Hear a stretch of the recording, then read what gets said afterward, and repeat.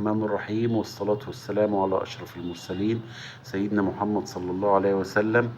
أهلا ومرحبا بكم في فيديو جديد. النهاردة بإذن الله هنقول لكم على قائمة النادي الأهلي لمباراة الإسماعيلي غدا في الدوري. القائمة تضم حراسة المرمى محمد الشناوي، مصطفى شوبير، وحمزة علاء.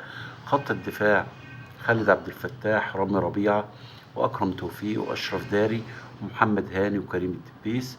الوسط مروان عطية، وعمرو السولية، ومحمد مجدي قفشة، وكريم ندفد، وإمام عاشور، وعمر الساعي. أحمد رضا، وأحمد نبيل كوكا، حسين الشحات، محمد عبد الله.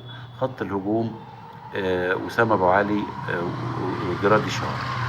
طبعا القائمة شهدت عودة كل من أشرف داري المدافع الدولي المغربي، وشهدت أيضا عودة وسام أبو علي المهاجم الكبير بتاع النادي الأهلي. إن شاء الله بإذن الله المباراة تكون استعداد جيد لمباراة الزمالك، وإن شاء الله بإذن الله تكون يعني ما يكونش فيها أي ضربات. المباراة طبعا في المتناول، لو قلنا إن الإسماعيلي آخر الدوري وفرقة يعني مستوى نازل، ففي مباراة بتساعدك على إنك أنت تجهز وسام، وتجهز أشرف داري، وتجهز الفرقة كويس، وتدي فرص للعيبة.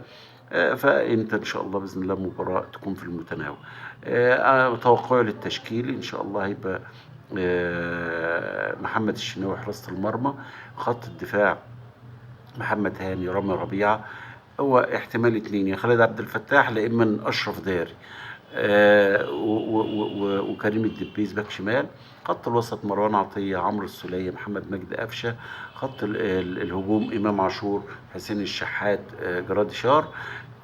متوقع ان هو يبدا بجراديشار، ما يبداش ما يبداش بوسام ابو علي، لان بقى له فتره كبيره بعيد عن الملاعب. فالافضل ان هو يبتدي بجراديشار على اساس ان هو يعني رجله في الملعب وجاهز. وفي نفس الوقت وسام برضو ياخد وقت، وياخد مثلا ربع ساعة نص ساعة في نهاية المباراة. بتمنى إن شاء الله بإذن الله. طبعا طب استبعاد في مصابين. علي معلول ما دخلش القائمة لحد دلوقتي. فيه عندك في ياسر إبراهيم لسه مصاب. في كريم فؤاد طبعا لسه مصاب. المجموعة دي مصابة، إن شاء الله بإذن الله ترجع وتكون بإذن الله سند للفرقة، وتتكون بإذن الله التشكيلة تكمل بإذن الله. إن شاء الله بنتمنى، أتوقع الأهلي يكسب بإذن الله، وأتوقع إن شاء الله إن المباراة تبقى جميلة وحماسية. شكرا، والسلام عليكم ورحمة الله وبركاته.